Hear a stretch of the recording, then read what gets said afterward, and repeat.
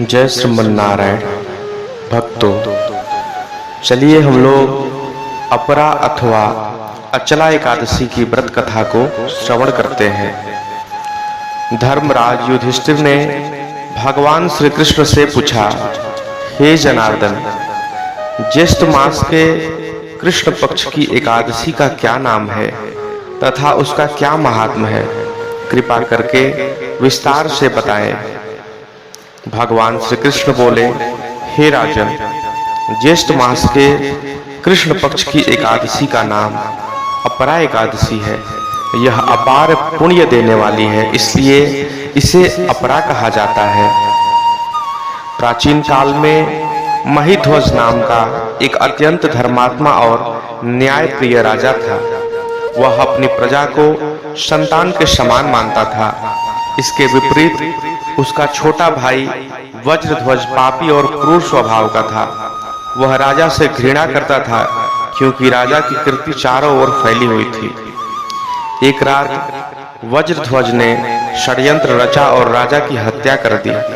उसने राजा के पार्थिव शरीर को एक जंगली पीपल के वृक्ष के नीचे गाड़ दिया। अकाल मृत्यु और विधिवत अंतिम संस्कार न होने के कारण राजा की आत्मा प्रेत योनि में चली गई। वह आत्मा उसी पीपल पर निवास करने लगी और मार्ग से गुजरने वाले राहगीरों को डराने और कष्ट देने लगी। संयोगवश एक दिन धौम्य ऋषि वहां से गुजर रहे थे।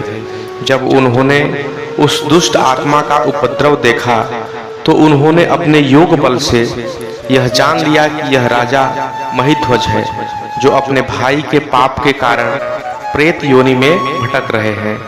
दयालु ऋषि ने उस प्रेत को पेड़ से नीचे उतारा और उसे धर्म का ज्ञान दिया। ऋषि ने विचार किया कि इसे इस कष्ट से कैसे मुक्त किया जाए। उन्होंने स्वयं ज्येष्ठ कृष्ण एकादशी यानी कि अपरा एकादशी का कठोर व्रत रखा। द्वादशी के दिन ऋषि ने अपने व्रत का समस्त पुण्य उस राजा की आत्मा को अर्पण कर दिया। जैसे ही पुण्य का हस्तांतरण हुआ, राजा की प्रेत योनि समस्त नष्ट हो गई। वह दिव्य वस्त्र और आभूषण धारण कर एक दिव्य विमान में बैठकर स्वर्ग की ओर प्रस्थान करने लगे। जाते समय उन्होंने धौम्य ऋषि को बारंबार प्रणाम किया और उनका आभार प्रकट किया।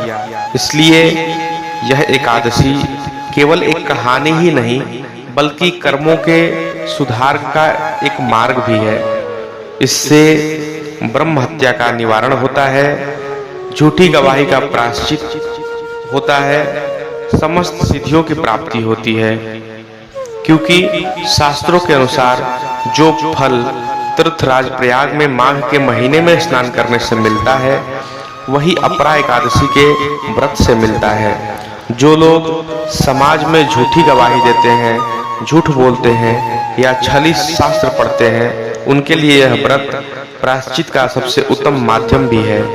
श्री कृष्ण कहते हैं कि जो फल सोने का दान करने या हाथी घोड़े के दान से मिलता है, वह अपरा एकादशी के एकमात्र उपवास से प्राप्त हो जाता है। इसलिए यह एकादशी का व्रत अत्यंत प्रभावशाली और मोक्ष प्रदान कराने वाला है। जय श्रीमन्नारायण।